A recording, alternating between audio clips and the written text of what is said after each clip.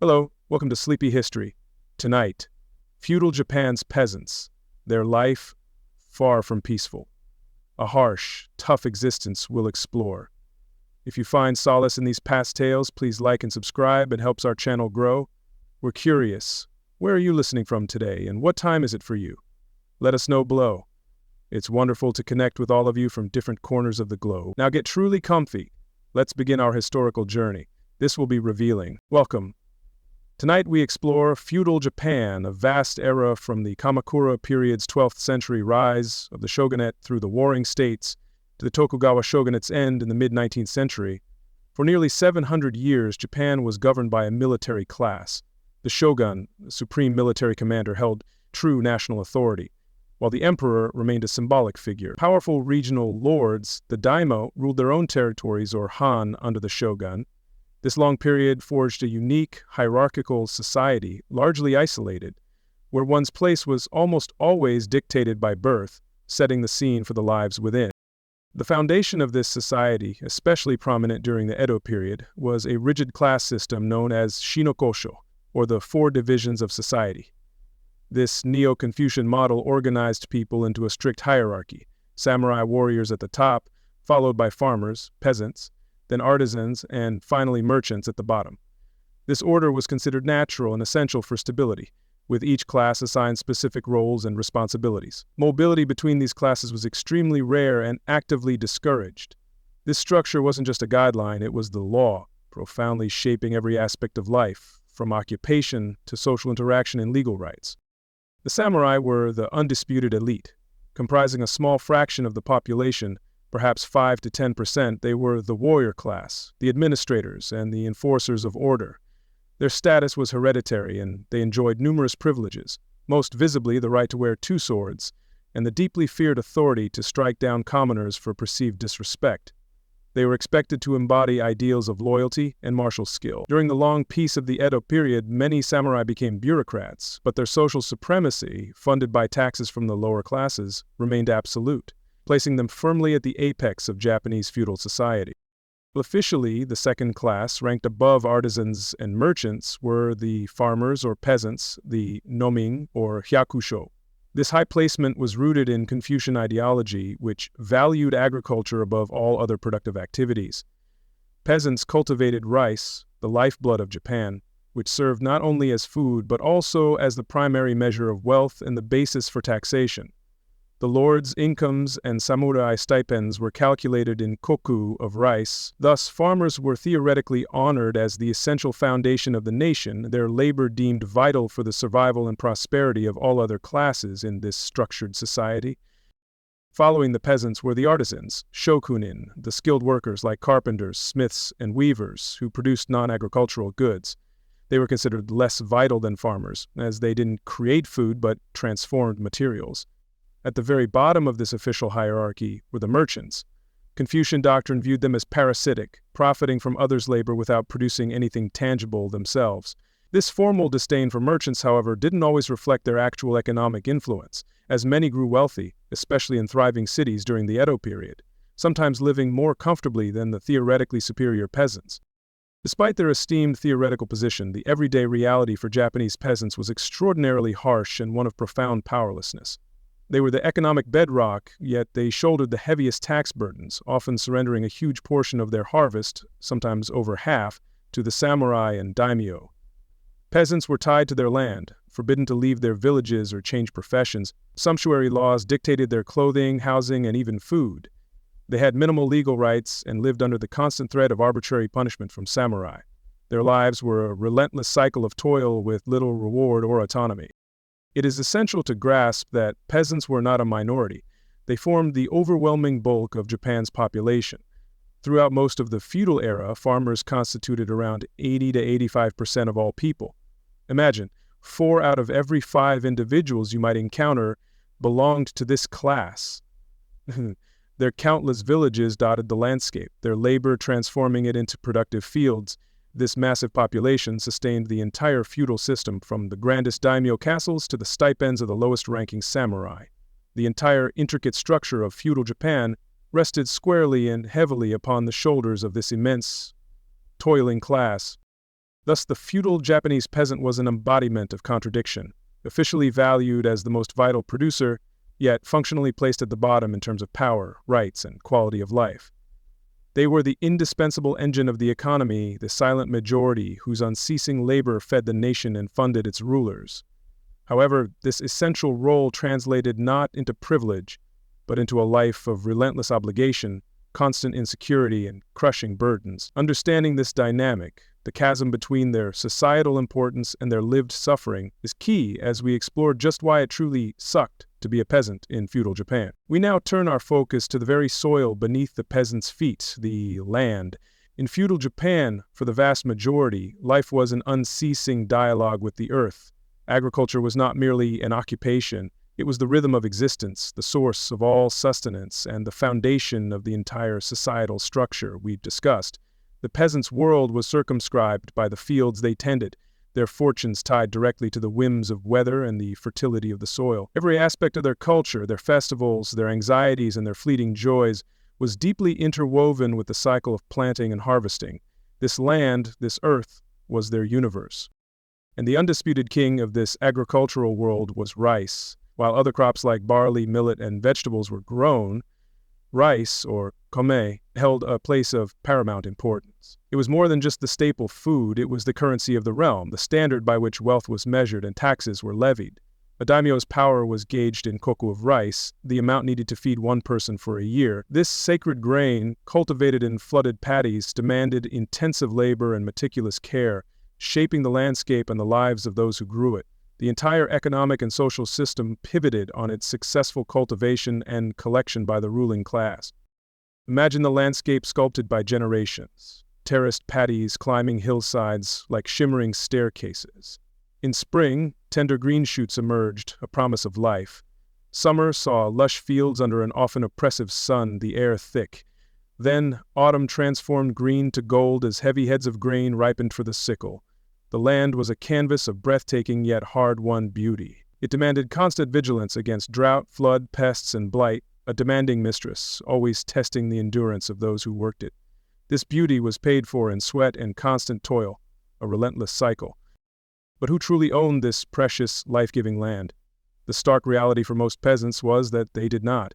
While they were intimately connected to the plots they farmed, often for generations, the legal ownership of the land rested with the ruling elite, primarily the daimyo, and by extension, the shogunate, or sometimes lesser samurai who were involved with estates.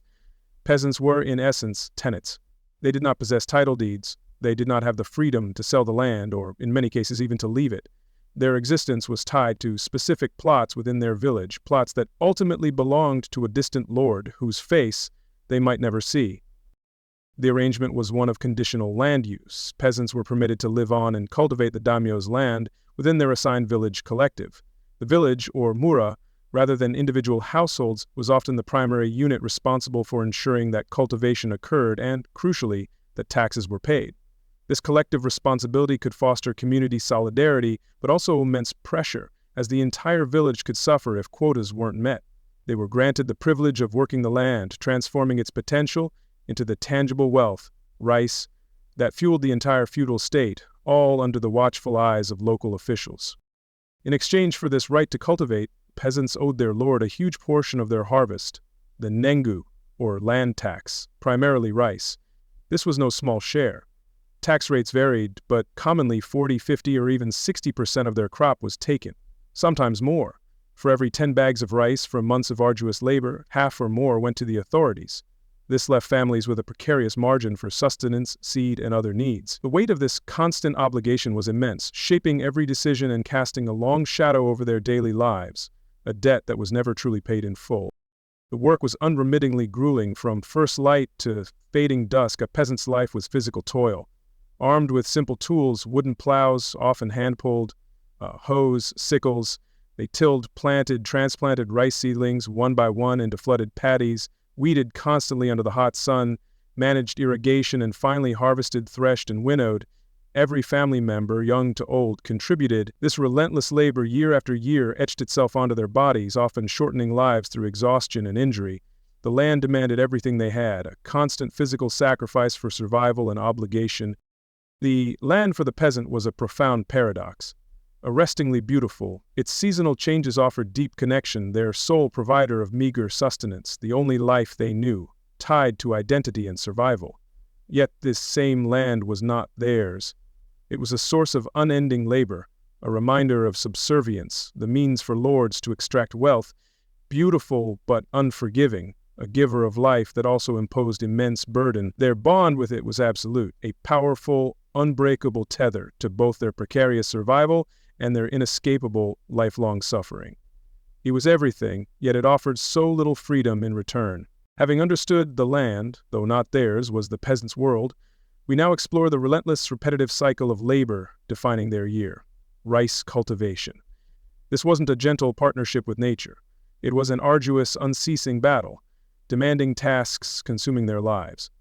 The seasons turned, marked not by leisure, but by the next backbreaking stage in farming, a rhythm of toil offering little true respite. Tonight we walk through that cycle, step by weary step, into the heart of their struggle for sustenance against daunting odds. The agricultural year began subtly, with meticulous selection of seed rice from the past harvest, a critical choice. These seeds then sprouted not in open paddies, but in small, specially prepared nursery beds, intensively managed. Here, young shoots began their fragile lives, a patch of vibrant green representing future sustenance. This quiet planning and nurturing was the first step onto a path of arduous labor that would stretch for many months, a small seed of hope mixed with the certainty of toil, a promise of green against winter's fading grip. As seedlings grew, heavy work began in the main paddies. Earthen bunts, separating each paddy, needed careful repair to retain precious water. Peasants painstakingly patched cracks and reinforced these low walls. Once secure, flooding commenced. Water was channeled from rivers or streams through complex irrigation systems, often demanding hard manual labor to dig and clear channels. Gradually, hard earth softened, transforming into the muddy expanse essential for rice, a vast mirror soon to be filled with life, reflecting the sky above their ceaseless efforts. With fields shallowly flooded, plowing began, an arduous process to break compacted soil. Lacking widespread animal power, many peasants turned to heavy, wet earth using hand-pulled wooden plows or long-handled hoes. Each step was a struggle. Following this, harrowing further broke earth clumps and leveled the paddy surface, often by dragging a rake like magua. The goal was a perfectly smooth, liquid bed of mud, ensuring seedlings could be set uniformly and water distributed evenly. This was foundational, utterly exhausting work. Then came rice transplanting, tawi, an iconic and physically punishing stage. Nurtured seedlings were uprooted and carried to prepared paddies. Here, lines of peasants, mainly women but also men and older children, spent relentless days. They worked stooped over in mud, planting each seedling by hand, moving slowly backward, bodies bent at the waist for agonizing hours. Hands and feet were constantly submerged in cold, murky water, leading to raw skin, infections, and deeply aching backs. The pain was a constant companion to this vital task. The scale of transplanting is hard to envision. Thousands of seedlings planted one by one to fill a family's plot. The work was intensely monotonous, the unnatural posture a constant source of pain. Though often communal, perhaps lightened by work songs, no melody erased the physical strain. To be immersed, calf-deep in mud under the spring sky, repeating the same motion endlessly, this was a profound, wearying part of their existence. The field became a vast canvas of mud and human effort, stretching out before them under the watchful eyes of their overseers. Once transplanting was complete, the growing season demanded anxious waiting and continuous vigilance. Proper water management was critical. Peasants constantly monitored and adjusted water levels in paddies, ensuring they were neither too deep nor too shallow, responding to every shift in rainfall or drought. This often meant daily trips to check sluice gates, repair minor leaks, and manage their shared precious water resource. A lapse here could nullify weeks of labor and jeopardize the harvest, a constant pressure throughout the long, hot summer months of anxious hope. Alongside water, the relentless war against weeds raged. Weeds were hungry competitors, stealing vital nutrients, sunlight, and space from precious rice plants. If unchecked, they could devastate yields. For several months, peasants, often women and children, spent countless hours wading through paddies. They painstakingly pulled intruders by hand, one by one, stooped or squatting in mud and water, frequently under the blistering summer sun. It was a tedious, seemingly infinite, and utterly exhausting chore, a battle fought plant by plant for survival. Weeds weren't the only adversary. The farmer fought a constant battle against nature's other foes. Insects like leafhoppers and stem borers could decimate a crop with horrifying speed. Birds descended to feast on ripening grain. Fungal diseases and blights were an ever-present dread, capable of wiping out fields overnight. Peasants used limited defenses: scarecrows, manual pest removal, fervent prayers, living with gnawing anxiety that disaster could strike at any moment, dashing their hopes for the season. It was a vulnerable existence, always on edge. As late summer mellowed to autumn, a hopeful transformation began. If nature was kind and effort sufficient, green fields surrendered to a beautiful, promising gold as rice grains swelled. This was a moment of visual reward, months of toil culminating. In preparation for harvest, fields were meticulously drained. The water that nurtured the plants seeped away, allowing the ground to firm, though it often remained damp, offering little relief for the work to come under the sky. The air filled with anticipation and the scent of ripe grain. Harvesting, yinikari, was another crescendo of intense communal labor. Every able body mobilized. Armed with small, sharp sickles, they moved through fields, cutting rice stalks near the base. It was swift, repetitive, back-straining work. Bend, cut, gather, bundle.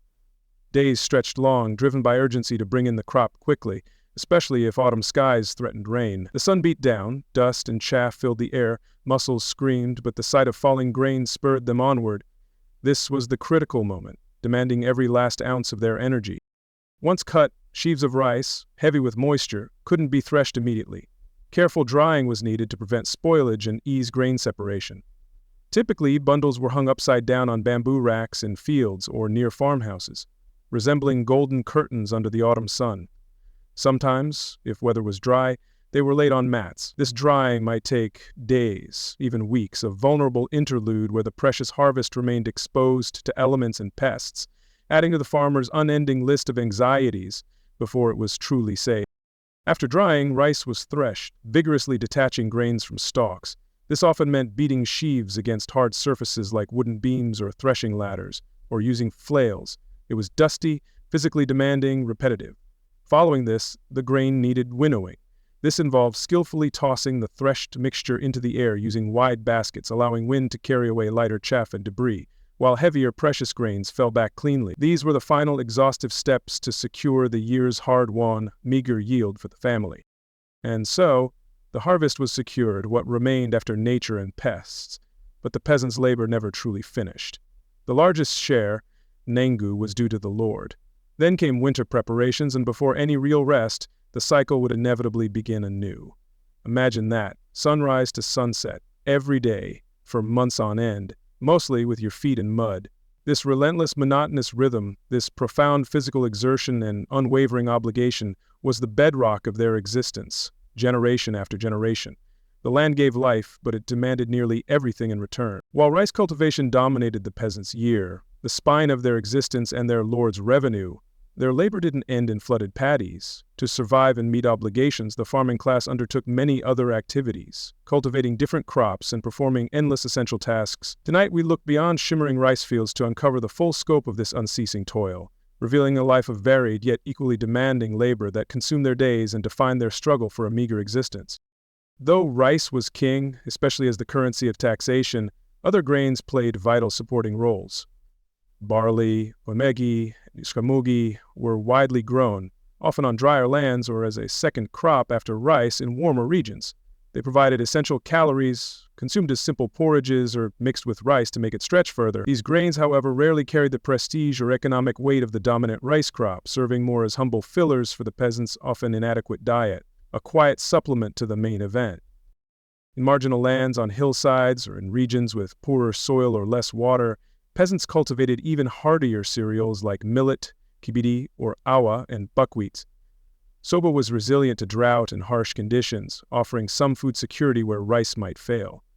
While considered less refined than rice, often the food of last resort or for the poorest, they were crucial for survival. Buckwheat, later famed as soba noodles, was for many peasants just a humble, hearty staple that kept starvation at bay in difficult times. Close to their simple homes, families maintained small kitchen gardens cultivating vegetables that supplemented their grain diet and added crucial nutrients. Common sites included daikon radishes, leafy greens, beans, cucumbers, and eggplants, varying by season. Tending these gardens and preserving seeds often fell to women and older children. Their careful labor provided a vital, if modest, addition to the family's meager food supply, a small patch of color and variety in an otherwise monotonous existence. Essential for health. Beyond cultivated crops, the environment offered other, often meager, sustenance through foraging. Peasants, especially women and children, scoured hillsides and forests for edible wild plants, seasonal mushrooms, nuts, and berries. In some areas, insects, small river fish, or shellfish might supplement protein. These foraged foods were vital during lean times or the hungry gaps between harvests, a testament to their resourcefulness and intimate knowledge of the local landscape, wringing every possible calorie from their surroundings. Intricate irrigation systems vital for rice demanded more than initial construction. Throughout the year, canals, ditches, and sluice gates required constant maintenance. Silt had to be cleared, banks repaired, and equitable water distribution managed among villagers. This was often a communal responsibility, demanding coordinated labor to ensure the rice crop's lifeblood flowed. Neglect could impact many, making this an ongoing, essential, yet often unseen, aspect of their agricultural life. A shared burden for shared survival. Peasant tools were simple, made of wood and some iron, prone to wear. While specialized artisans existed, peasants often had to make or repair many implements themselves. This involved woodworking to fashion new handles for hoes or plows, sharpening blades, or mending baskets and ropes. Such resourcefulness was born of sheer necessity, saving precious resources and ensuring they could continue their relentless fieldwork with minimal interruption from broken equipment, their ingenuity a key to enduring the daily grind. A constant pressing need for every household was firewood, essential for cooking meager meals, boiling water, and warmth in cold months. Its collection was arduous and time-consuming, often involving long treks into hills and forests if common access was permitted. Peasants gathered fallen branches or cut timber where allowed, then hauled heavy loads back. This chore knew no season, a persistent drain on time and energy, especially for women and older children. A daily struggle for the basic comfort of a warming fire.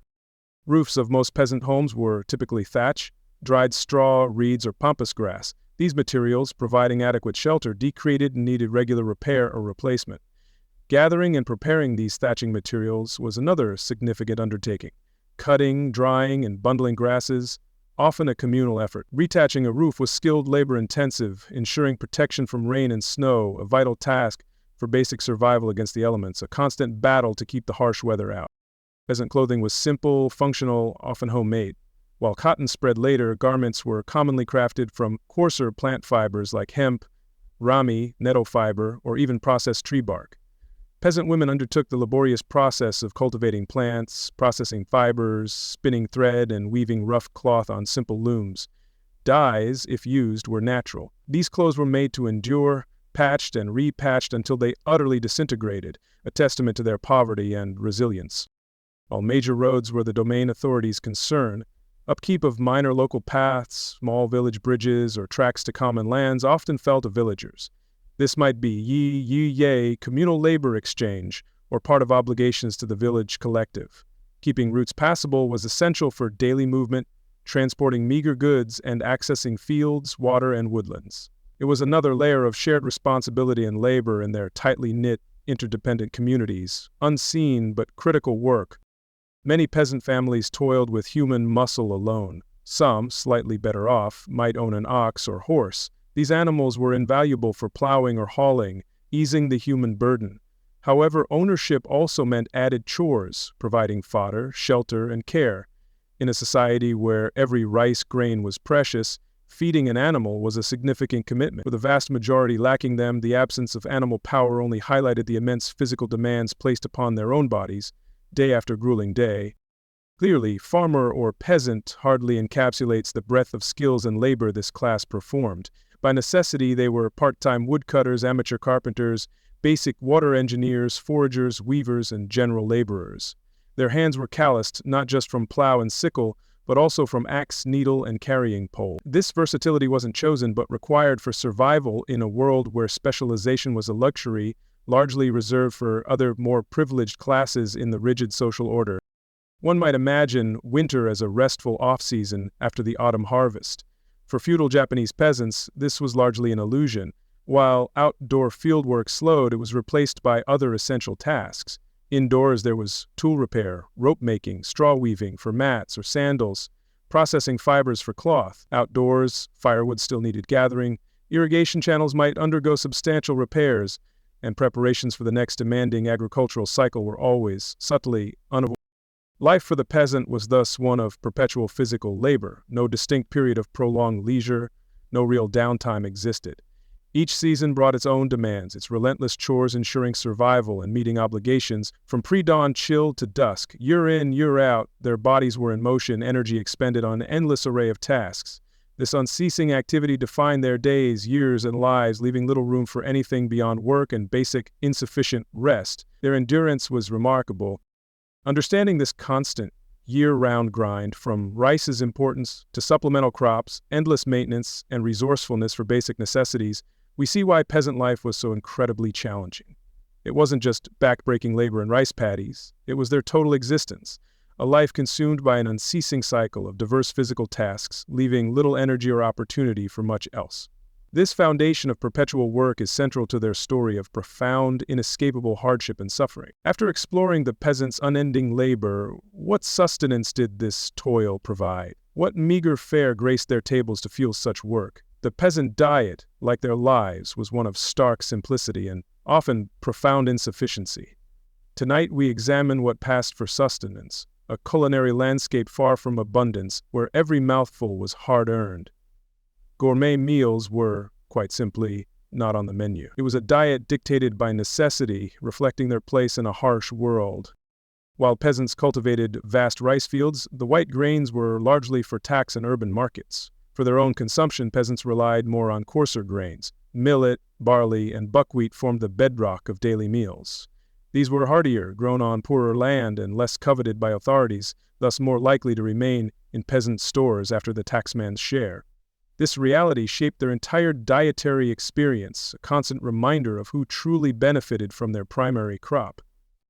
These secondary grains were rarely enjoyed as fluffy kernels. More commonly, millet or barley was boiled into watery porridge or gruels, osui, or perhaps with chopped greens if available. This stretched a small amount of grain, providing warmth and temporary fullness. Sometimes barley or wheat flour made coarse bread or dumplings, offering different texture but the same gritty simplicity. It was basic fuel, not fine dining, designed for survival rather than pleasure, a stark contrast to the rice they grew. Polished white rice, staple of the wealthy, was a luxury for most peasants. They might taste it on special occasions, a festival, wedding, or New Year, if the harvest was good and taxes allowed a surplus. More commonly, if rice was consumed, it was gunme, gengime, mugime. The deep irony was producing this prized commodity, yet rarely eating it pure.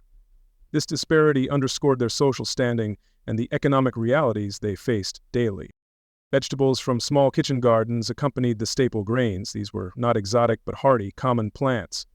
Daikon radishes were ubiquitous, with turnips, leafy greens like komatsuna, onions, and perhaps beans or gourds in season. Often simply boiled or added to grain porridge, they provided some flavor and essential nutrients, though variety was limited by what grew easily in small plots and could be preserved. These humble plants were a small mercy in their diet.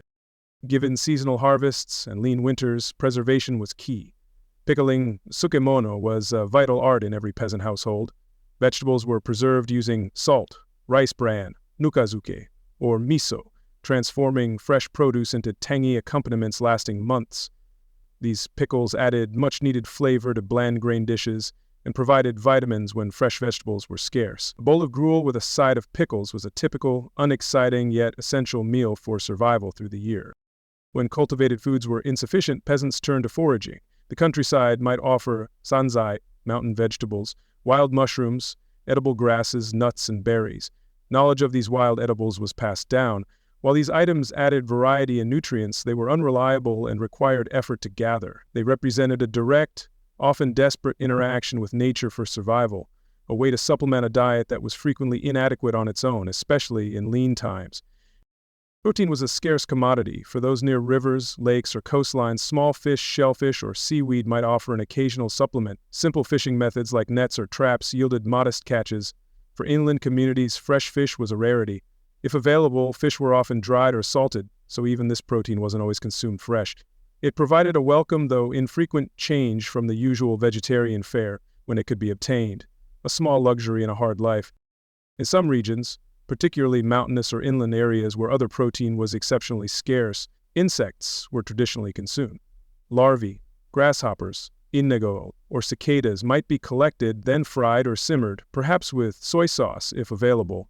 While this might seem unappetizing to modern palates, these insects provided valuable protein and fats in an otherwise deficient diet. It was another example of making do with whatever nature offered, however small or unusual, to meet basic bodily needs. Meat from four-legged animals was almost entirely absent. Buddhist prohibitions against killing and eating mammals had a long history, though not always strictly followed. More practically for peasants, raising livestock for meat was unfeasible. Land was too precious, and animals more valuable for labor if owned at all. Hunting wild game like deer or boar was often restricted by lords or done illicitly, making meat a distant, almost mythical food rarely gracing their humble tables or thought. Peasant families might keep a few chickens, valued more for eggs than meat. Eggs, when available, provided good protein, but were likely a sporadic treat, perhaps sold for income or consumed by the sick or young.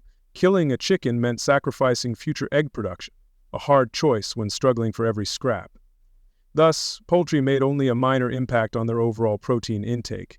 A small flutter in an otherwise grounded diet, it was not a reliable source of daily sustenance for most. The peasant diet's overwhelming characteristic was profound monotony. Day after day, meals comprised the same limited range of coarse grains, with vegetables in season or pickled. Little variation in flavor or texture existed. This dietary repetition, while providing basic survival calories, likely had a psychological impact, contributing to the dreariness of a life already filled with hardship. The anticipation of a truly different or flavorful meal was a rare occurrence indeed, a forgotten sensation.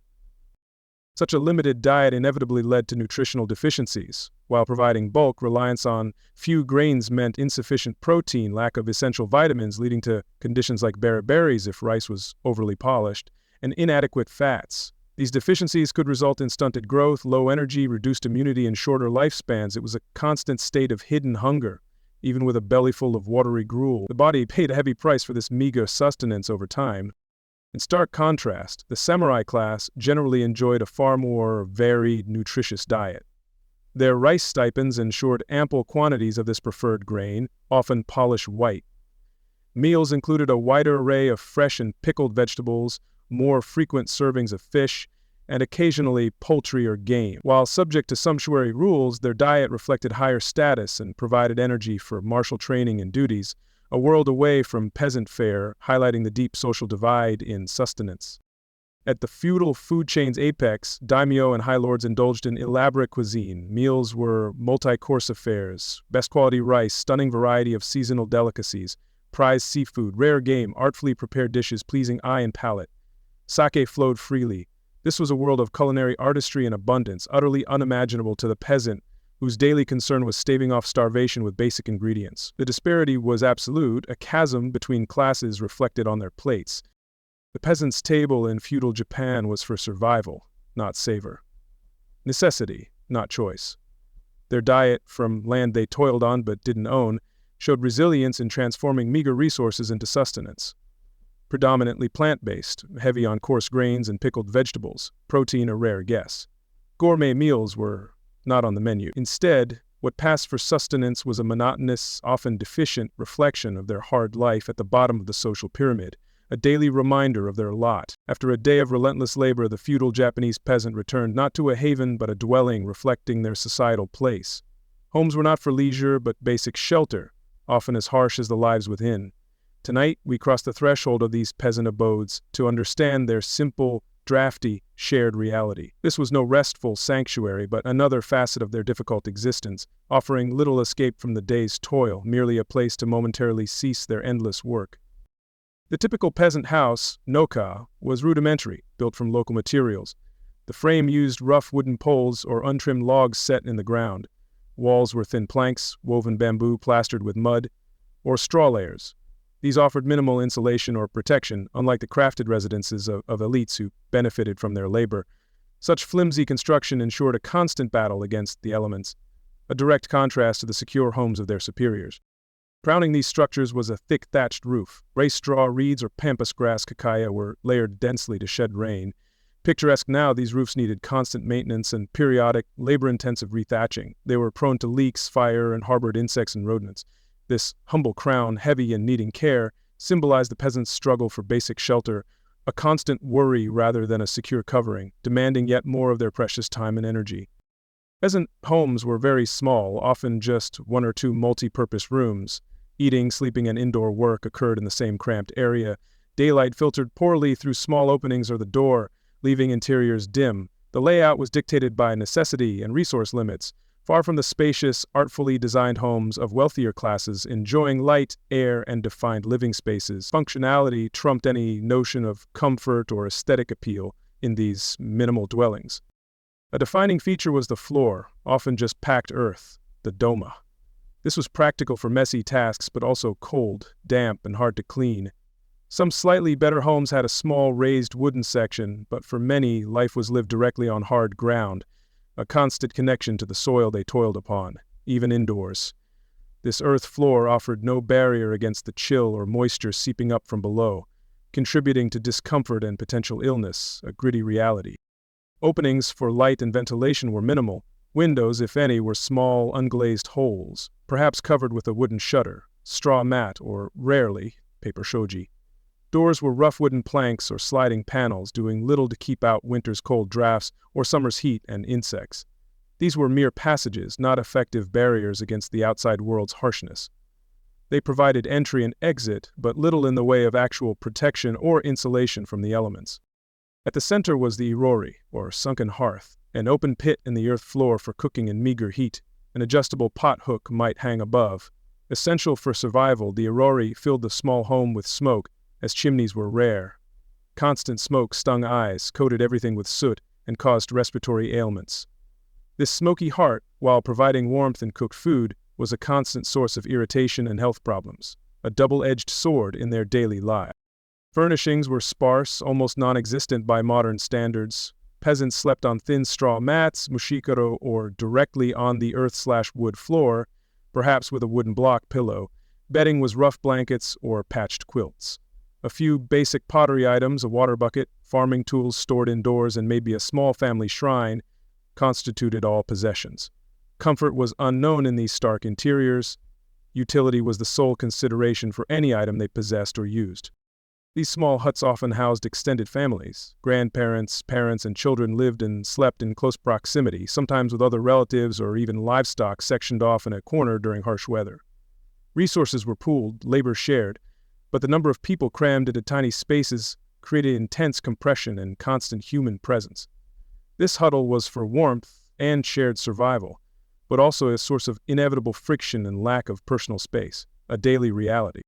With generations sharing small spaces, personal privacy was an unimaginable concept. Every conversation, activity, joy, or sorrow was lived openly, within earshot and sight of all. This fostered communal living and interdependence, but meant no retreat, no personal sanctuary, no quiet corner. Life was lived entirely in common, with inherent stresses and no individual respite from the constant presence of others. Every secret was shared, every argument public, every sigh heard. Winter in Japan could be harsh, yet peasant homes offered scant protection. Thin walls and poor shutters allowed icy drafts. The open irori gave only localized warmth, leaving the hut frigid. Families huddled around the hearth, bundled in patched clothing. Frostbite and respiratory illnesses from cold and damp were common winter afflictions. Surviving winter was an annual battle against elements within their inadequate shelter, a fight for warmth that was rarely won comfortably or completely.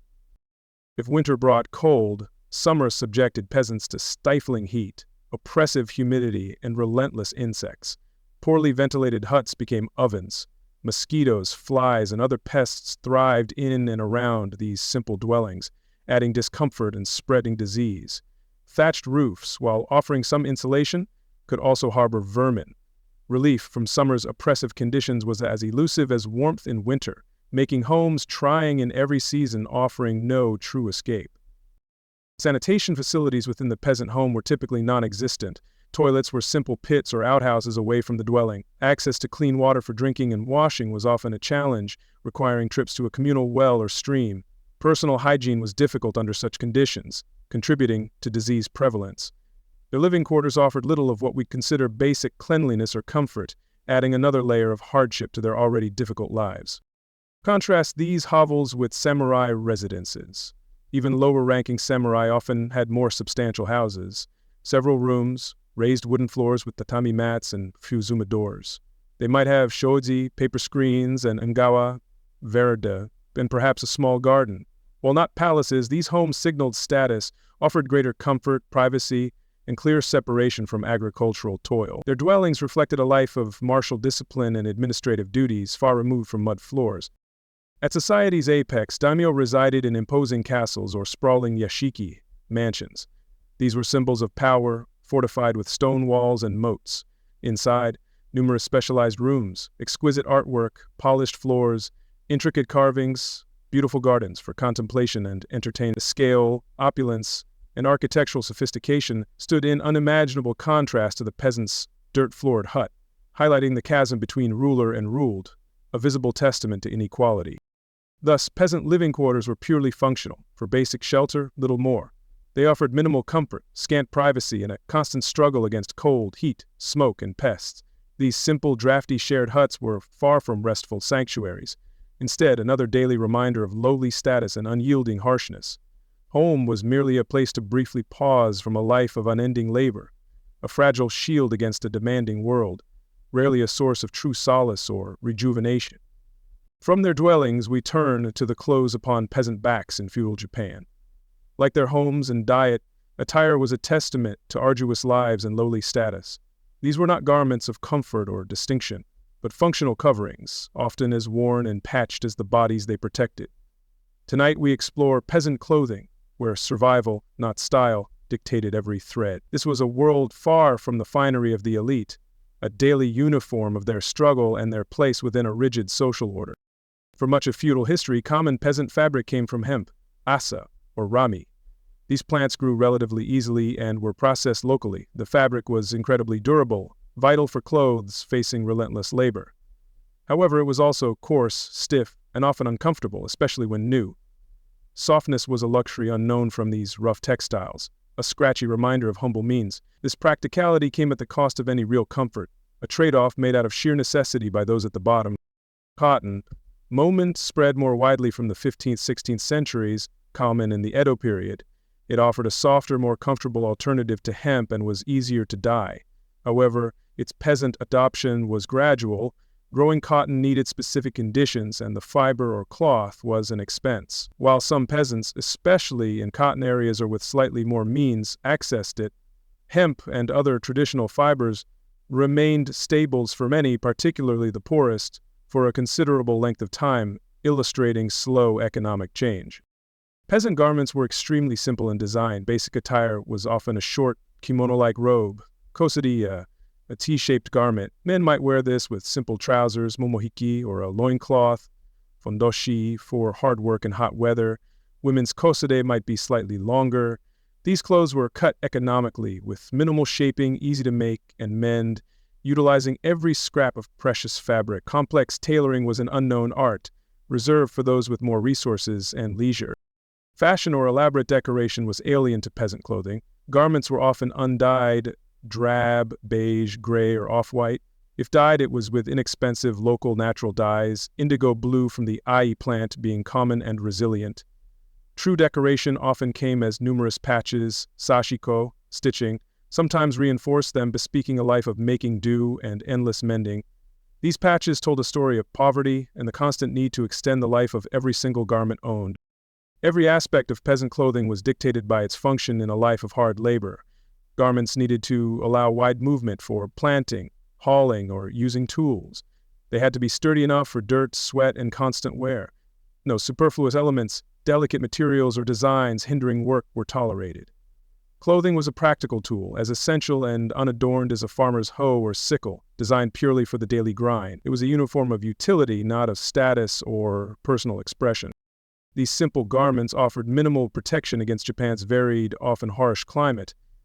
In summer, coarse, breathable fabrics were adequate. Sun protection was often a straw hatkasa. In winter's cold, peasants layered thin garments. Padded clothing was a luxury. Rain gear meant straw capes, nemo, and hats, offering some water resistance but little defense against prolonged downpours or biting winds. They were perpetually underprotected, exposed to the full force of nature's whims. In stark contrast was the attire of samurai and nobility. silk, luxurious and expensive, marked their status. Samurai wore elaborate kamishimon, vests and trousers, over silk kimonos for formal occasions, often with family crests. Their clothing was carefully constructed, richly dyed, and designed to convey authority and refinement. Nobles wore even more complex silk robes, like the junihito for women, layers of color symbolizing rank. This visual disparity was immense and intentional, reinforcing social hierarchy. The visible differences in clothing were not just about wealth, but often enforced by sumptuary laws.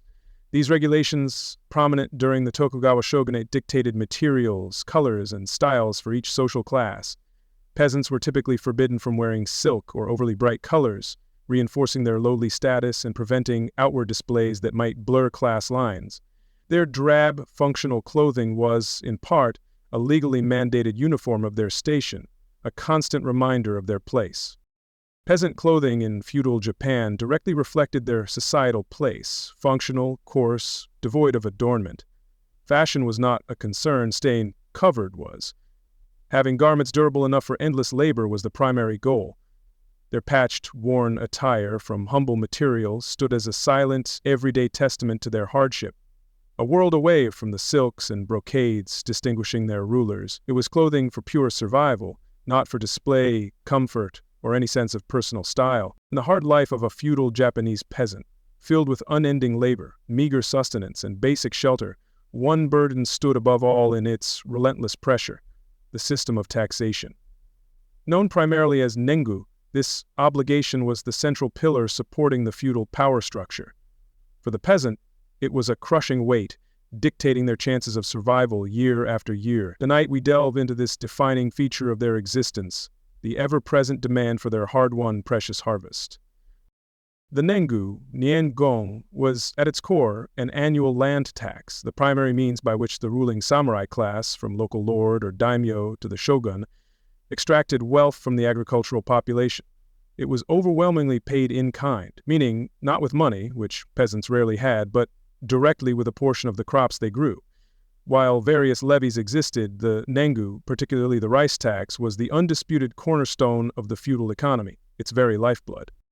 The proportion of harvest demanded as Nengu was astoundingly high. While rates varied by region, lord, and time, a common benchmark was shikorokumi, 4 parts for the lord, 6 for the people. However, goko, gomin, 50%, was also prevalent, and often the burden climbed to 60% or even higher. Imagine, over half of everything a peasant family toiled for months to produce could be whisked away by authorities, leaving them with so little for so much work. While other crops were grown, rice was undisputed king for taxation. Its high yield, excellent storability, and status as a preferred elite food made it ideal for Nengu. The domain's wealth and samurai stipends were measured in kokud of rice, about 180 liters. Thus, pressure on peasants to maximize rice production was immense, as this golden grain was the currency that powered the feudal state and paid its enforcers. Their sweat produced the realm's most valued commodity, much of which they never kept. The Nengu's crucial role for the ruling class cannot be overstated. For most daimyo, tax rice from peasants was the vast majority of their income. This revenue funded castles, samurai armies, administration, lavish lifestyles, and shogunate obligations like sankengotai. The entire feudal edifice, with its hierarchies and military power, rested squarely on rice extracted from the peasantry. Their surplus, or lack thereof, directly translated into the power and prestige of their overlords. Taxation often began with land surveys, kanji. These bishogunal or domain officials aimed to measure and grade agricultural land productivity. Each plot was assessed an official yield, kokudaka. While intended for fair taxation, surveys could be tools of power, sometimes overestimating yields or ignoring local difficulties, setting the stage for hardship. The peasant had little voice in this critical initial assessment of their land's worth, a judgment that would affect them for years to come. Even with a base assessment, the actual tax for a year was often set by an annual crop inspection, kemi. Officials, usually samurai, toured villages before harvest to visually inspect standing crops. Based on their judgment of rice growth, they declared an estimated yield and the tax percentage was applied. This process was fraught with anxiety for peasants, as officials' subjective assessment held immense power over their fate. A stern glance could mean the difference between eating and starving. Samurai officials for kemi and tax collection wielded enormous authority. While some may have been fair, the system was ripe for abuse. An unsympathetic or corrupt official could deliberately overestimate yield, leading to an impossibly high tax. Peasants had little recourse. Bribery might sometimes ease the burden for the few who could afford it, but for most, assessors' arrival was a time of fear, their livelihoods hanging on these stern-faced men's words. Justice was a distant concept. Often, Nengu wasn't levied on individual households, but on the village as a collective. Muao Kisedo, the village became responsible for meeting the total tax quota on its lands. The headman Nanushi, or Shoya, a peasant with responsibilities, oversaw allocation and collection from families. This could foster communal cooperation, but also placed immense pressure on the headman and community for compliance, lest all suffer punishment. It bound them together in shared obligation and shared risk. Once harvested and threshed, the grim tax collection began. Under officials' watchful eyes, the stipulated rice amount, measured in straw bags tawara, was gathered. Excuses for shortfalls were rarely accepted. Peasants delivered the full amount, regardless of personal hardship or family needs. This was a methodical, unfeeling wealth transfer from producers to rulers, a stark power demonstration. The sight of so much grain leading the village was a yearly bitter heartache for all. Adding to the burden, officials often demanded tax rice be of highest quality. Peasants couldn't give leftover or inferior grains. They supplied well-dried, clean rice, often from their harvest's best part. The portion for their own consumption might then be smaller and poorer. Lords and samurai expected to eat well, met by extracting choicest grains from growers, leaving husked and broken bits for farmers. This demand for quality further diminished the peasants' already meager share. The obligation didn't end with rice, measured in the village. Peasants were often further burdened with transporting tax rice to the lord's granaries. This meant hauling heavy straw rice bales over considerable distances, using rudimentary carts, pack animals if available, or, more often, their own backs. This unpaid labor, on top of the tax, added physical exertion and time lost from their own pressing needs. It was a final, tiring imposition after the primary extraction of their produce. Now, the sheer rice amount taken as Nengu directly, devastatingly impacted a peasant family's ability to feed itself. After surrendering half or more of their primary crop, what remained had to cover all needs, year-round food, next season's seeds, and anything bartered for essentials like salt or tools. It left them perpetually on a knife's edge, with virtually no buffer against misfortune or crop failure. One bad year, one miscalculation by officials, could spell utter disaster for the entire household. The peasant's share, left after Nengu, was often pitifully small, especially considering months of invested labor. This remainder was their total food security. If insufficient, families faced a long, hungry period, the spring hunger, before next crops. They'd resort to coarser grains, wild plants, anything. The dream was enough rice to last, the reality often a struggle for basic caloric intake. This meager share was the tangible result of their year-long effort, a constant source of anxiety. Heavy taxation created relentless pressure on peasants to maximize agricultural output. They cleared new land, improved irrigation, adopted new farming techniques if possible, all to grow more. However, any significant yield increase was often noticed by officials, potentially leading to reassessment and higher tax quotas. Thus, while driven to produce, the primary beneficiaries of their increased productivity were almost always their lords, not themselves. Their ingenuity often led to heavier burdens.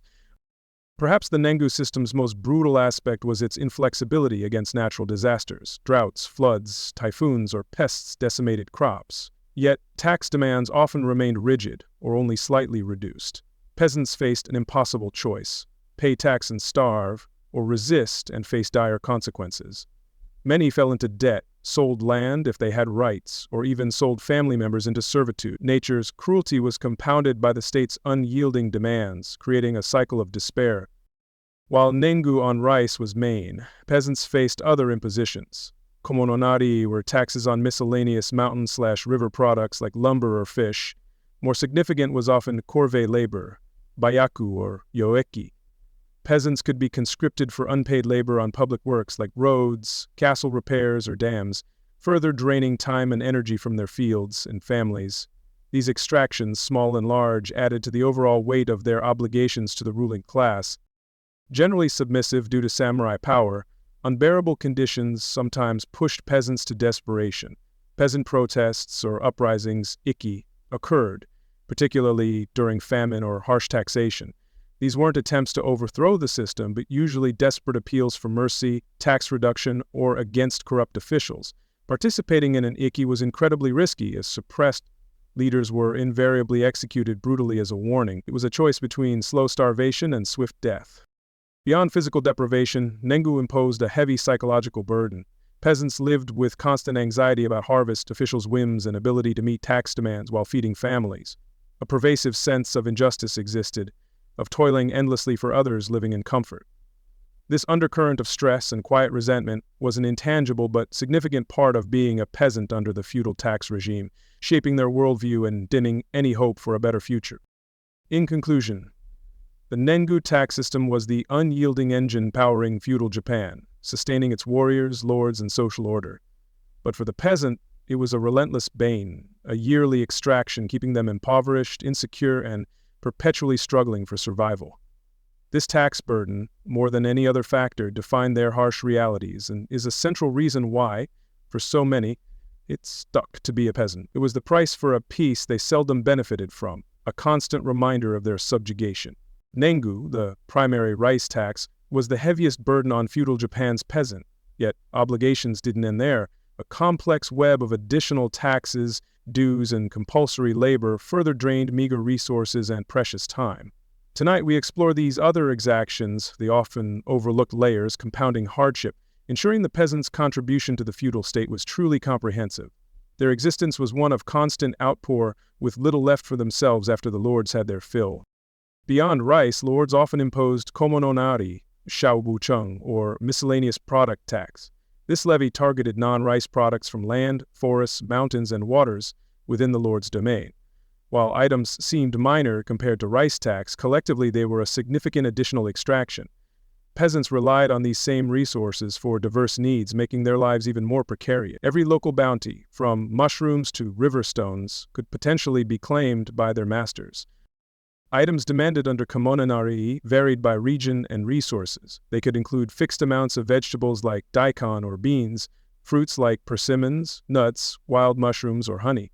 From forests, peasants might owe quotas of firewood, charcoal, timber, lacquer sap, or herbs. If near water, dried fish, seaweed, or salt could be part of this tribute. Each item meant more labor and less for their families, a constant siphoning of local wealth, no matter how small it seemed to the collectors. Komonari could extend to simple handicrafts and textiles from peasant households. This might mean contributing homespun cloth, typically hemp or rarely cotton, woven straw mats, mushiros, ropes, or simple pottery might be demanded. These items, crafted during any supposed lull in farming, represented countless hours of skilled labor siphoned away. This further reduced any potential for self-sufficiency or trade, keeping them dependent and impoverished under the system. In addition to formal taxes, peasants bore informal burdens of supporting local samurai or officials in or passing through their villages. This involved providing food, lodging, horse fodder, or other resources without direct compensation. While not always a specific codified tax, the expectation to provide for these ruling class representatives was strong. Refusal was rarely an option. It was another quiet drain on stretched resources, an unacknowledged but deeply felt daily obligation. A significant non-monetary burden was corvée labor, Buyaku, fui, or yoiki. This was compulsory, unpaid labor for the lord or state for a set number of days or specific projects. Every able-bodied peasant, usually one male per household, could be conscripted. This tax on their time and physical energy directly diverted from their own agricultural work and family sustenance. It was a heavy imposition on their most precious non-renewable resource, their own labor power. Projects for corvée labor were varied and often extensive. Peasants were called for constructing and repairing roads, bridges, and river embankments. They toiled on maintaining irrigation systems, often benefiting the lord's lands more than their own plots. Significant labor built and repaired the lord's castle, mansions, and official buildings. In wartime, they might be conscripted as porters or for other non-combatant military support, further risking their already precarious lives for their master's ambitions. The timing of corvée labor could be devastating. Being called away during crucial planting or harvesting severely impacted a family's crop yield and food security. The work was arduous, with basic tools and little regard for worker well-being. Accidents and exhaustion were common. It was a physically draining obligation, stealing time and depleting energy needed for their own survival tasks. Recovery from such forced exertion was often slow and came at a high personal cost to the peasant. Beyond regular Nengu and Komonari, peasants faced irregular levies, kuji, gongshi, or special contributions. These might cover a lord's extraordinary expenses, a lavish wedding, a shogunal visit, post-disaster repairs, not necessarily easing peasant taxes, or funding military campaigns. The unpredictable nature of these demands added another layer of deep anxiety to peasant life. They never knew when a new, unforeseen burden might suddenly appear to crush their fragile stability. While Nengu focused on yield, other land dues existed. Fees might be attached to cultivated land area, irrespective of harvest quality, or for using common lands for grazing or foraging. Though less universal than rice tax, these additional land-based obligations further strained a peasant's ability to live from the soil. They chipped away at any small margin hoped for from unceasing efforts, ensuring that even the land itself offered no true refuge from the tax collector's reach. Movement and limited commerce weren't always free. Some domains levied transit duties or fees for using certain roads, river ferries, or crossing checkpoints. Sekesho. If peasants produced a tiny surplus for local markets, they might face market fees or taxes by authorities controlling that space. These effectively taxed their minimal ability to engage in independent economic activity. Such fees acted as another barrier, keeping them tied to bare subsistence and dependent on the lord's will. For peasants whose livelihoods involved more than just farming, like coastal fishing or forestry, specific taxes applied. Fishermen might owe a portion of their catch. Those harvesting timber or charcoal from domain forests surrendered a share. No resource was truly free if identifiable by lords' officials. Every natural bounty was seen as ultimately the domain's, to be taxed. This ensured all forms of production contributed to the lord's coffers, leaving no stone unturned in the quest for revenue. Clearly, the tax burden on feudal Japanese peasants was a multi-layered extraction system. On top of massive rice tax came myriad komonari, exhausting corvée labor, unpredictable special levies, and various fees. Each obligation, seemingly small alone, added to an inescapable net. This kept peasants perpetually indebted in goods, labor, and resources to the ruling class. There was little room to breathe, let alone prosper, under such comprehensive and unyielding pressure from above. Beyond taxes to the lord, peasants had obligations within their village community. These, not imposed by samurai, were necessary for communal life. Contributions might be for upkeep of the local shrine or temple, village festivals, rare collective respite, or supporting the community's most destitute, like widows or orphans. While internally managed, they still represented another call on a family's extremely limited resources. This was a social tax, the price of belonging and mutual support. While main Nengu on rice had an annual rhythm, however harsh, other taxes could be far less predictable. A sudden corvée labor demand, an unexpected special levy, or a new fee by a local official could disrupt a peasant family's careful planning. This unpredictability heightened the ever-present anxiety characterizing peasant life. It made planning for the future or feeling any security difficult, given their meager existence and vulnerability to sudden new exactions from their rulers. In essence, feudal authorities sought a share of everything the peasant produced or possessed. They wanted your harvest, your stuff, and your time. Everything, basically. From rice in the field to garden vegetables, from homespun cloth to days toiling on lord's projects, the peasant was a resource for comprehensive exploitation. This total exaction, far beyond just harvest tax, paints a fuller picture of why life was so crushingly difficult for the vast majority in feudal Japan, a relentless outpouring of their very being. Beyond lords' demands and crushing taxes, feudal Japanese peasants faced nature's uncontrollable forces. While human masters were harsh, nature's impartial fury unleashed calamities, sweeping away harvests, demolishing homes, and plunging communities into deeper despair. Tonight, we explore these natural disasters, how they added profound uncertainty and suffering to the peasants' already precarious existence. This was a battle on two fronts, one against their rulers and another against the very elements that governed their world. Japan's geography predisposes it to natural upheaval. On the Pacific Ring of Fire, it sees volcanic and seismic activity. Islands lie in typhoon paths. Mountainous terrain means rivers prone to flooding, while rainfall variations cause droughts. This volatility meant disaster was not an abstract fear for peasants, but an ever-present reality woven into their lives. Their homes and fields were hostages to these powerful, unpredictable forces, a constant source of background anxiety throughout the changing seasons. For a society dependent on agriculture, especially water-intensive rice, drought was terrifying. Weeks without rain saw irrigation dry, paddies crack, and plants wither. Peasants watched helplessly as their years' labor and sustenance hopes shriveled. The air grew thick with dust and dying crops, a slow, agonizing prelude to hunger. This creeping disaster was a familiar dread, capable of undoing months of back-breaking work with its silent, persistent denial of essential moisture to their fields. The severe drought's impact went beyond lost rice. Other crops failed, wells dried, causing drinking water shortages, food stores, meager after tax, depleted quickly. Famine stalked the land, leading to malnutrition, disease, and death. In extreme cases, villages were abandoned as desperate peasants fled searching for water and food. This dispersal shattered communities and left a legacy of sorrow, a stark reminder of their vulnerability to the whims of weather patterns that dictated their fate. Conversely, excess water was as destructive as its absence. Prolonged heavy rains, from monsoons or typhoons, caused rivers to burst banks, unleashing devastating floods. Torrents swept lowlands, inundating paddies, washing away topsoil and irrigation. Seedlings were uprooted or mature crops submerged before harvest. The essential element for rice could turn into its merciless destroyer. These sudden deluges erased months of labor in hours, leaving behind a landscape of ruin and heartbroken farmers.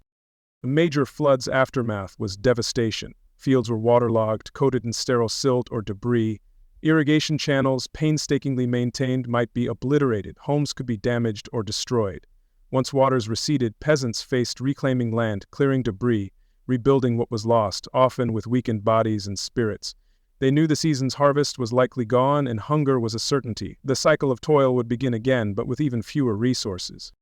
Lying in a storm path, Japan often endured terrifying typhoons, especially late summer to autumn, cruelly coinciding with ripening rice. These cyclones brought violent winds, torrential rain, and coastal storm surges. Winds flattened entire rice fields, tore thatch from roofs, demolished flimsy peasant homes. Accompanying floods compounded damage, leaving a trail of destruction and despair. For coastal villages, the sea itself became an invading enemy, erasing their fragile hold on the land. As a seismically active region, earthquakes were another unpredictable, terrifying threat.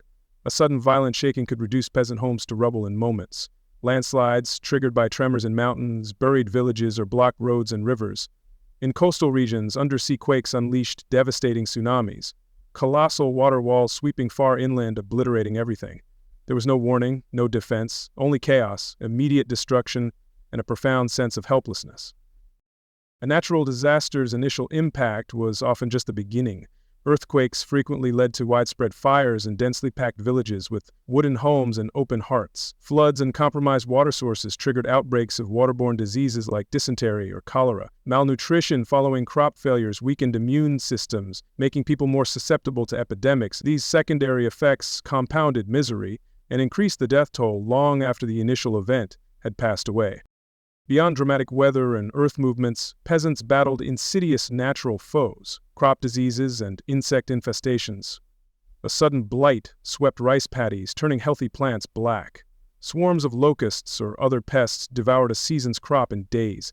Lacking modern pesticides or resistant varieties, peasants had few effective defenses. These biological onslaughts could be as devastating as drought or flood, a silent but deadly enemy that stole their food from under their very noses. It wasn't uncommon for natural calamities to strike in cruel succession or combination, each weakening the peasantry's ability to cope with the next. A drought might be followed by a typhoon, washing away what little struggling crop remained. An earthquake damaging irrigation could exacerbate a subsequent dry spell. This piling up of disasters could break resilient communities, pushing them beyond human endurance into a spiral of starvation and hopelessness from which recovery was nearly impossible for many. Facing overwhelming natural disasters, feudal Japan's peasants were largely alone. No organized, widespread state policy disaster relief existed as we know it. No crop insurance compensated losses, no emergency food stockpiles were regularly distributed by government to famine-stricken regions. While communities helped each other, their collective resources were meager and quickly exhausted when disaster struck on a large scale. Self-reliance was their only, often inadequate, recourse in times of crisis. The ruling samurai class response to peasants suffering from disasters varied. Some lords showed concern, offering token relief, small rice distributions or temporary tax reductions if their finances weren't too strained. Often, however, their priority was maintaining revenues and stability. Taxes might remain due despite catastrophic crop failures, pushing peasants deeper into debt or starvation. Their suffering was a secondary concern to the state's needs, a harsh reality of feudal power dynamics and priorities. For a peasant family with virtually no surplus, one bad season from natural disaster was the tipping point into destitution and starvation. Losing one harvest meant no food for the coming year, no seed for next planting, nothing to pay ever-present taxes. This precarious existence, living on a razor's edge, meant any major natural event was not just a setback, but a potential death sentence. The margin for survival was terrifyingly thin, easily erased by nature's impartial, destructive whims. While feudal lords' demands were harsh, they often followed a pattern, a known obligation cycle. Nature, however, was an even more unpredictable, often more devastating tyrant. It struck without warning, without regard for status or effort, offering no avenue for appeal. Its power was absolute, its consequences more sweeping and final than any samurai decree. It was a constant, unknowable threat, looming over every planting season, every harvest hope, a force beyond human control or understanding. The relentless assault of natural disasters, droughts, floods, typhoons, earthquakes, pests, blights, added overwhelming vulnerability to feudal Japan's peasants' difficult lives. With no effective defenses, no state support, often little mercy from human masters in crisis, they were exposed to the natural world's full impartial fury. This constant battle against uncontrollable forces profoundly shaped their existence, ensuring life was not only a struggle against human exploitation, but also a desperate gamble against fate. After natural disasters or relentless taxation stripped away surplus, feudal Japanese peasants faced their ultimate adversary, famine. Known as Kikin, Kiskin, widespread starvation was not abstract, but a recurring horror haunting their memory. Tonight we explore this grim reality, the desperate measures when food ran out, and the cyclical nature of this nightmare. It followed nature's wrath or human greed, a true testament to their immense suffering and the fragility of their hold on life itself. The peasant family in feudal Japan lived on an incredibly thin margin. After lords' taxes claimed much of their harvest, what remained sustained them for a year, provided seed, and covered other needs. No surplus meant no buffer. Any significant harvest failure, from drought, flood, pests, could instantly tip this precarious balance from meager sufficiency into outright starvation. Their lives were a tightrope walk over a chasm of hunger, with disaster always threatening to cut the rope. Most famines were triggered by widespread crop failure. Drought withered rice paddies, unseasonal frosts killed shoots, typhoons and floods drowned ripening fields, insect infestations or plant diseases decimated yields. Sometimes warfare disrupted farming, with armies marching through or conscripting farmers, leading to neglected fields.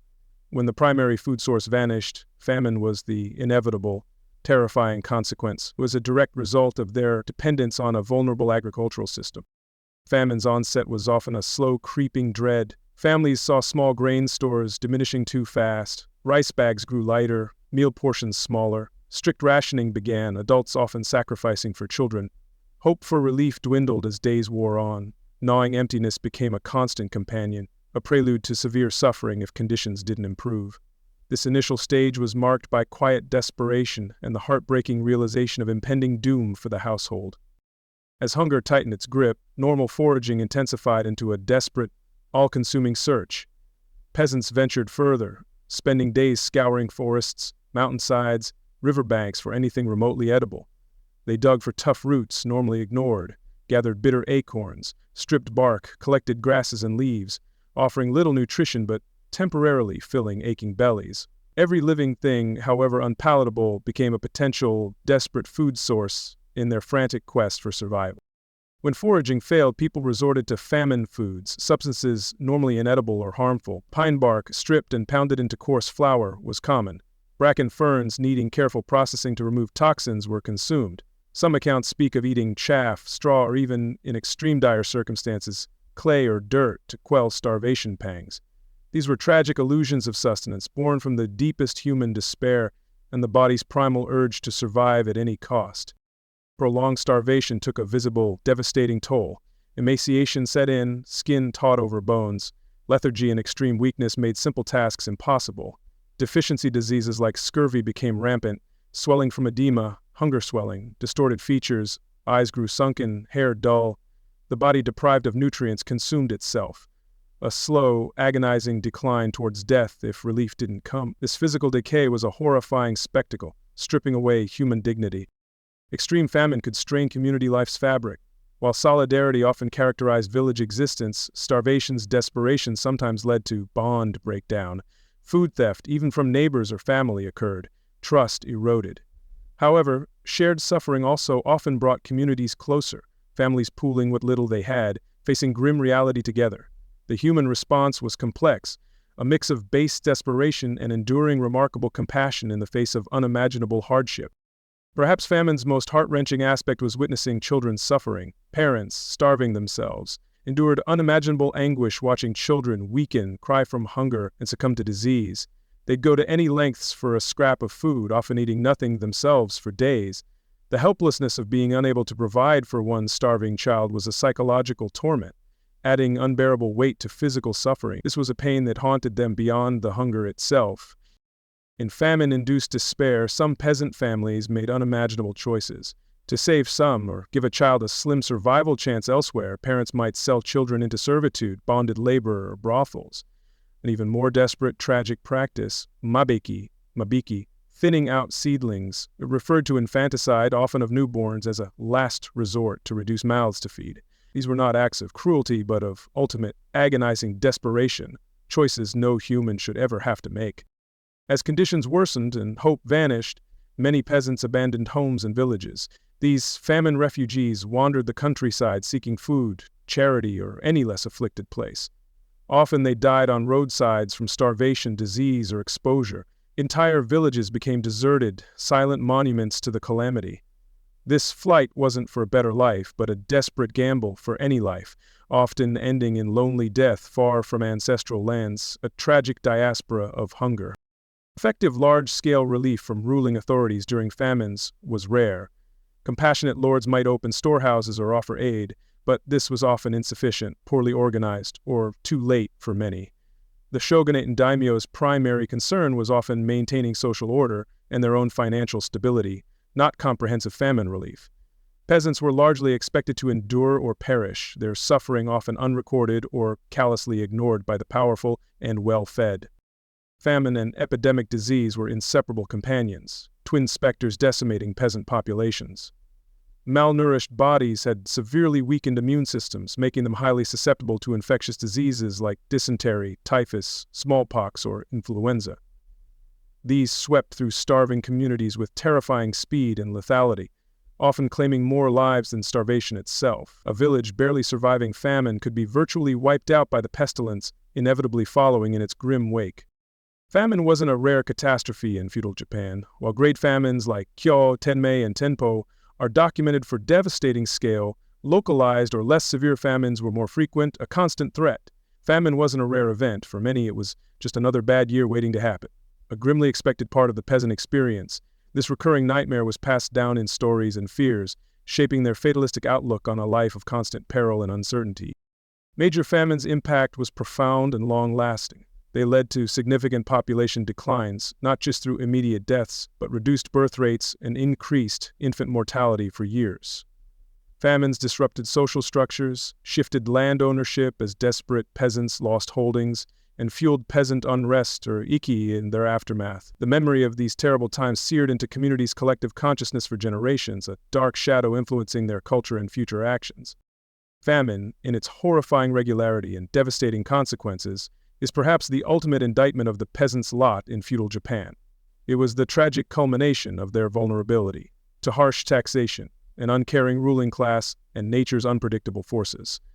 Gaunt faces, desperate measures, mass graves, these recurring realities underscored why their existence was a constant struggle on the edge of annihilation. It was a nightmare from which there was too often no waking, only the silence of an empty land. Beyond immense physical hardships, feudal Japanese peasants faced another daunting reality: profound lack of legal rights and vulnerability to arbitrary samurai justice. Tonight, we explore this chilling aspect, where law offered little protection and a lord's whim could mean life or death. This legal helplessness was a constant shadow over their existence, shaping their interactions and instilling a deep-seated fear of authority.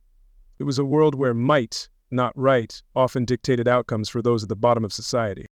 Feudal society rigidly divided rights and obligations, Samurai, the elite, had privileges, carrying swords, stipends, commanding respect.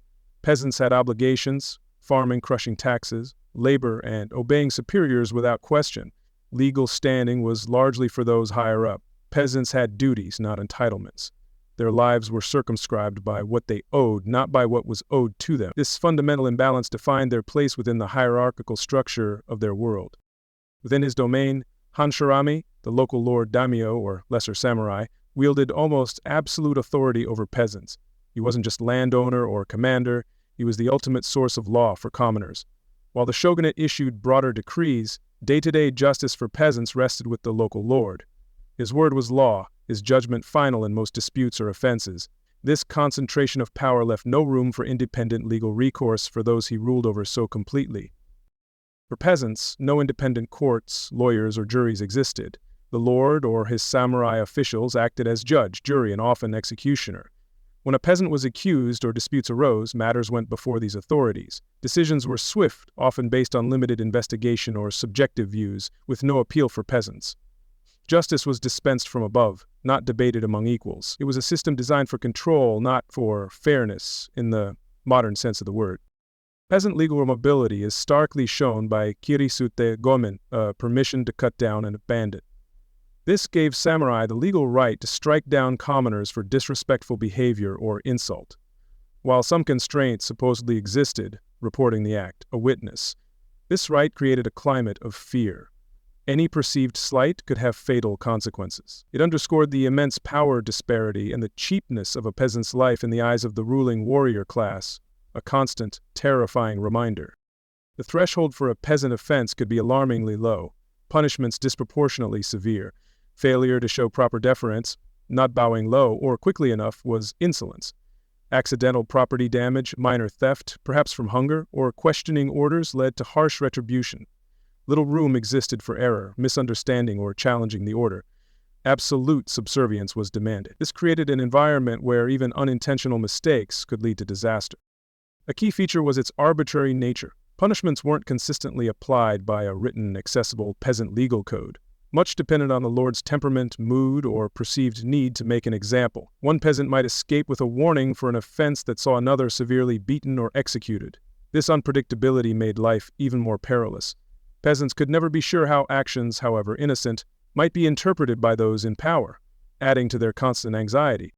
Punishment, when meted out, was often brutal and a public deterrent. Beatings with bamboo or wood were common. Banishment from the village, effectively a death sentence, was another option. For serious offenses or repeated disobedience, peasants faced execution, beheading, or even crucifixion. These were frequently public, ensuring the community witnessed the lord's power and dire consequences of defiance. Such spectacles served to reinforce the existing power structures through fear and intimidation. Individual guilt wasn't always paramount. Sometimes, especially if an offense was severe or the perpetrator unidentified, collective punishment was imposed. A peasant's family might suffer, or an entire village face increased taxes, labor duties, or other sanctions if seen as failing to maintain order or harboring wrongdoers. This shared responsibility further pressured communities to police themselves and ensure complete obedience. It turned neighbor against neighbor in the interest of communal survival. A peasant unjustly accused or harshly punished had virtually no avenue for appeal. The local lord's decision was almost always final. Attempting to bypass him and appeal to higher authorities like the shogunate was exceedingly rare and dangerous, often impossible for illiterate, impoverished commoners. Their word held little weight against a samurai official. They were expected to accept their fate, however unjust, in silent resignation. Justice was a privilege, not a right, for them. This system of arbitrary justice, severe punishment, and samurai right to lethal force was a powerful tool for social control and obedience. The ever-present threat of dire consequences for minor infractions kept peasants largely submissive. Questioning the lord, that wasn't a health risk, that was a life risk. This climate of fear was fundamental to the feudal hierarchy's functioning, ensuring the vast peasant majority remained cowed, compliant, and laboring for the few, a grim but effective method. In feudal Japan's rigid structure, the peasant was at the bottom, economically, socially, and legally. Largely without rights, they were subject to their lords' often arbitrary, harsh justice. This legal powerlessness This constant vulnerability to samurai-class whims was a profound, defining aspect of why their lives were so difficult. They were pawns in a system demanding everything but offering little protection or recourse. This was the stark reality of their daily suffering, a world away from modern concepts of justice. Beyond arbitrary justice, peasant life was constrained by pervasive rules and restrictions dictating daily existence. These were not just customs but often codified regulations, including sumptuary laws controlling consumption, behavior, and aspirations. Tonight, we delve into this regulated world, where peasants were bound to land and by decrees keeping them in their lowly place. This web of thou shalt nots was as inescapable as the tax collector or the changing seasons, a constant reminder of their subjugation. Sumptuary laws in various forms were regulations controlling private expenditure on luxury goods, clothing, food, and housing. Their aim was to reinforce social hierarchy by making class distinctions visible and legally mandated. For peasants, these laws were almost entirely restrictive, prescribing what they could not do, wear, or own. This ensured their lifestyle remained humble and distinct from samurai or wealthier classes. They were a tool of social engineering designed to maintain a rigid order. The official justification for these restrictions was maintaining social order. If each class adhered to its prescribed station in outward appearances, society would remain stable. Sumptuary laws prevented peasants from aping superiors, which could blur class lines and lead to discontent. They also aimed, ostensibly, to promote commoner frugality, though this was enforced to ensure resources flowed upwards, not for peasant benefit. Control, more than virtue, was the underlying motive for these detailed prescriptions. Peasant clothing was heavily regulated. Sumptuary laws forbade them from wearing silk, reserved for samurai and aristocracy. Garments were to be made of coarse hemp, rami, or basic cotton. Bright colors, intricate patterns, or ostentatious decoration were typically prohibited. Their attire was meant to be drab, durable, and unmistakably that of a laborer. This was a constant visual reminder of their inferior status in the meticulously ordered social pyramid, a uniform of their class. Even peasant homes were subject to restrictions. Laws might dictate dwelling size, room numbers, or material types. Tiled roofs, a feature of samurai residences or temples, were often forbidden. Peasants used thatch or wooden shingles. Elaborate gates, decorative carvings, or architectural features suggesting status above their station were prescribed. Their homes, like clothes, had to reflect their lowly position. The very structure of their shelter was a mark of their subservience to the ruling powers. Authorities even sought to control peasant celebrations. Rules could limit food and drink quality at peasant weddings, funerals, or village festivals. Extravagant sake consumption or elaborate meals were frowned upon and punishable. The intent was preventing any luxury or unseemly merriment deemed inappropriate for their class. Even moments of joy were kept within prescribed humble boundaries. Their happiness, too, was to be modest, not challenging the social order with any display of excess. Though peasants possessed little, sumptuary laws could extend to household goods and tools. They might be restricted from owning certain lacquerware, fine pottery, or items considered luxurious or unneeded for their station. Weapons, of course, were strictly forbidden, ensuring subservience and preventing uprisings. The aim was ensuring material possessions reflected their role as simple cultivators, not aspiring consumers. Their lives were to be stripped of any non-essential comforts or markers of wealth. A significant restriction was limited freedom of movement. Peasants were often legally bound to their land and village. Unauthorized travel beyond their domain, or even outside their locality, was often forbidden or required explicit permission. This wasn't mere custom, it was a legal constraint. It was designed to maintain a stable agricultural workforce and prevent social disruption by a mobile population. They were, in essence, fixtures of the estate, as much as the trees or rivers. Reasons for travel restrictions were multifaceted. Primarily, it ensured consistent labor for agriculture and corvée demands. It made tax collection easier as the population was fixed.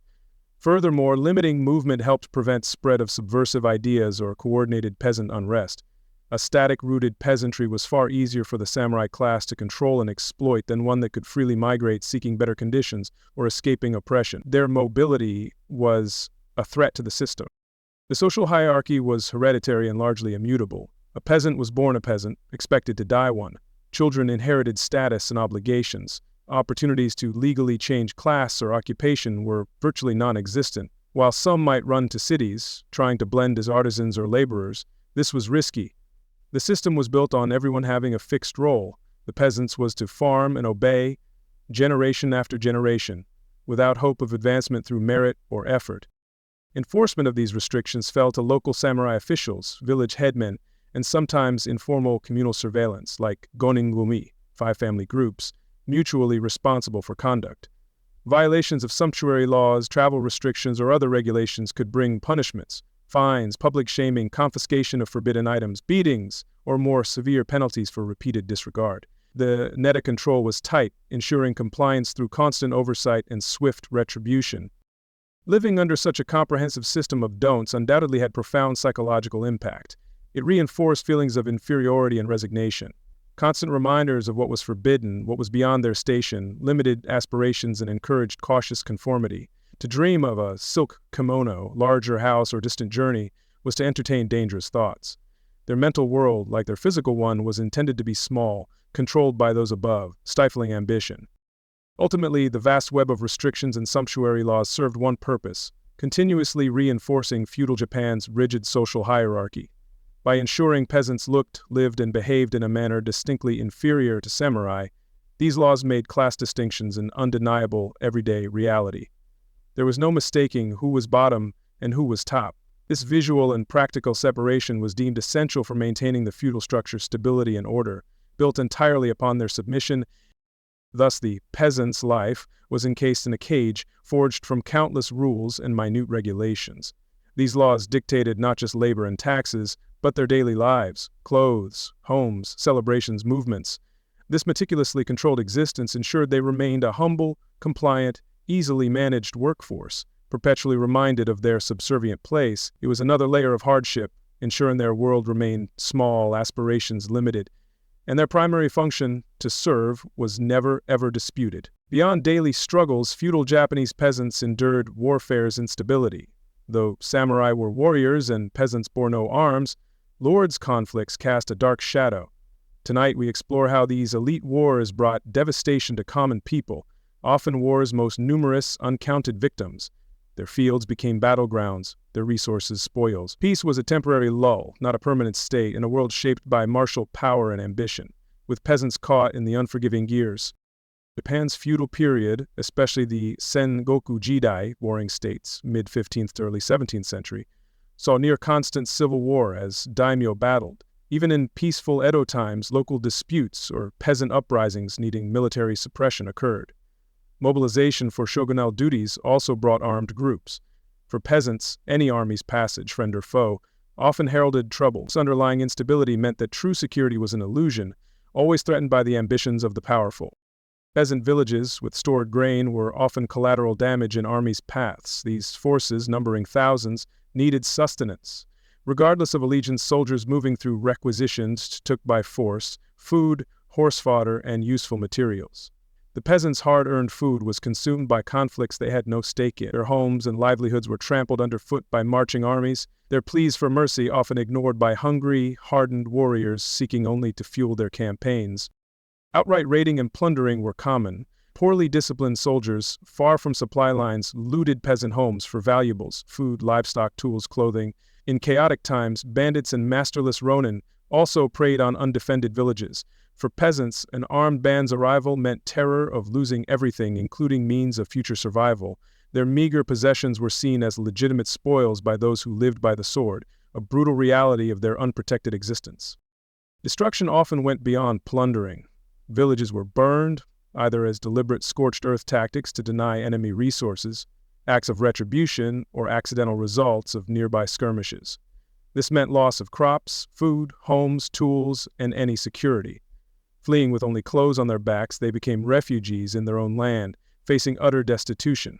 The flames consumed not just their property, but their hopes for the future, leaving only ashes and despair in their wake. When lords mobilized armies, they needed vast non-combatant personnel. Peasants were routinely rounded up, forcibly conscripted as porters, senunzoku, carrying heavy loads of rice, weapons, armor, and supplies for marching samurai. They dug trenches, built temporary fortifications, cleared roads, or performed other menial, backbreaking labor essential for army operations. This was all without pay, under harsh discipline, their bodies commandeered for the war effort, their own needs entirely secondary. Though not soldiers, conscripted peasants faced immense dangers. Exposed to elements, often with inadequate food or shelter, disease spread rapidly in crowded, unsanitary army camps. They could be caught in skirmishes, ambushes, or killed if their side lost. Abuse by samurai who viewed them as expendable was a constant threat. Many forced to accompany armies never returned, succumbing to exhaustion, sickness, or violence far from home. Their deaths were unrecorded, their sacrifices unacknowledged by their masters.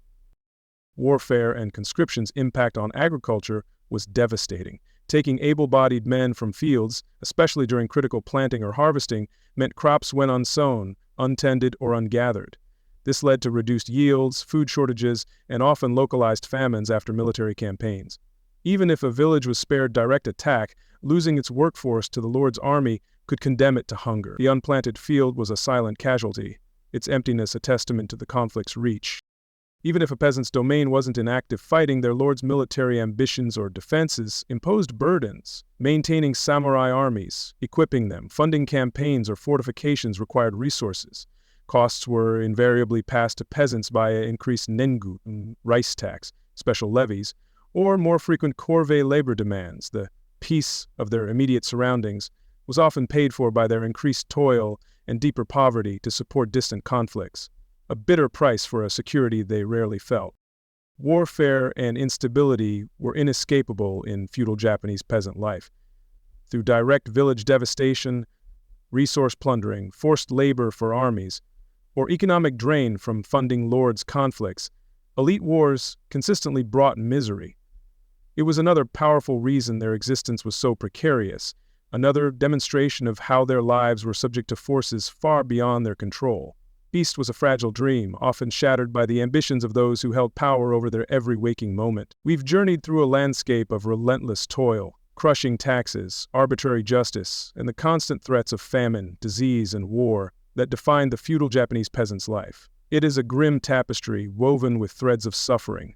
Yet, one must wonder, was life entirely devoid of light? Were there any sources of solace? Any moments of respite, however fleeting, that allowed them to endure such profound hardship? Tonight we search for these glimmers, exploring community and beliefs that may have offered comfort. For even in the darkest of times, the human spirit seeks ways to connect, to find meaning, and to simply keep going against all odds. For the peasant, the village, Mura, was their world. Here they were born, lived, worked, married, and died, rarely venturing far. This community was bound by shared land, labor, and fate. While village life had internal tensions, members' interdependence was undeniable. Survival often depended not just on individual effort, but on collective strength and cooperation of household and village. This shared identity was a crucial buffer against the harshness of their external circumstances, a small world they knew. Essential to communal survival were mutual aid systems. UAT meant reciprocal labor exchange.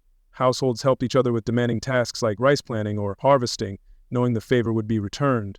Moyai, Tiwei, often involved cooperative resource use or joint efforts for projects like maintaining irrigation or rethatching roofs. These practices fostered solidarity and ensured overwhelming tasks were done by shared effort, a vital support network. This is a practical application of community spirit. While hardship dominated, they were human. Simple joys, however rare, punctuated the gloom. Children's laughter, sharing a better meal after a good harvest, storytelling or songs during communal work, a quiet moment with family by the hearth.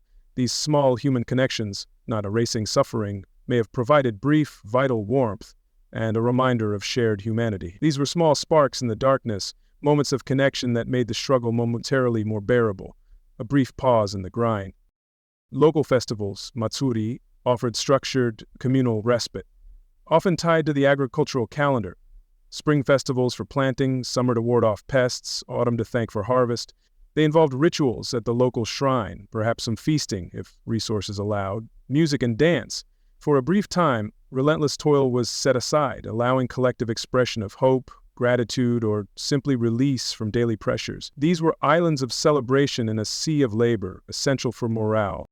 At most villages' heart was a small Shinto shrine for the local ujigami, tutelary deity, or other kami, spirits of the surrounding nature, mountains, rivers, trees. Peasants offered simple prayers for protection, bountiful harvests, health, or safety from disasters. These rituals provided a way to feel connected to land and nature's forces, seeking harmony and favor from unpredictable spirits influencing daily lives and crop success. It was a spiritual anchor in a turbulent world, a link to the unseen powers. Buddhism, in various forms, also played a significant role in peasant spiritual life. Its teachings could offer a framework for understanding and enduring suffering, perhaps through concepts like karma, cause and effect, and acceptance of one's lot. For some, Buddhist practices and prayers offered hope for a better rebirth or solace in compassionate Buddhas and Bodhisattvas. Funerary rites were almost exclusively Buddhist, providing comfort in loss and a sense of continuity beyond their hard lives. Alongside formal Shinto and Buddhist practices, a rich tapestry of folk beliefs and superstitions permeated peasant life. They might rely on amulets or mamori for protection, heed auspicious or inauspicious days, and observe local taboos. Belief in ghosts, yiri, demons, oni, and other supernatural beings was common. These beliefs provided explanations for misfortune and offered rituals to ward off evil, appease spirits, or attract good fortune, a way to exert some small sense of control. These elements, strong village communities, mutual aid, simple festivals, blended religious and folk beliefs, were not solutions to systemic oppression. They didn't alleviate crushing taxes or lords' arbitrary power. Rather, they were essential coping mechanisms. They provided belonging, mutual support, periodic release, and a framework of meaning, helping individuals and communities endure an otherwise almost unendurable existence. They found ways to endure because what else could they do? This was their armor. In final analysis, while feudal Japanese peasant life was one of profound suffering, it also at times testified to human resilience. In community bonds, shared labor rhythms, simple celebrations, and solace from diverse beliefs, they carved small spaces for humanity. These respite moments, however fleeting, and support networks, however fragile, were crucial. They allowed navigation and survival in a world seemingly determined to crush their spirit. Their quiet endurance remains a powerful, timeless story. And so, our quiet journey into why it truly sucked to be a peasant in feudal Japan draws to a close. We've seen their relentless labor, the crushing taxes, their vulnerability to nature, disease, war, and an unforgiving social order with few rights and many rules. Theirs was a life in history's shadows, a constant struggle for survival against the odds. Thank you for joining us to uncover these overlooked realities. We hope these tales of bygone hardship have gently guided you towards a state of peaceful rest and calm. As you drift now, perhaps reflect on the quiet resilience of those countless souls, names lost to time, whose toil built nations. Or find comfort in the progress since then, the warmth of your bed, the peace of your time.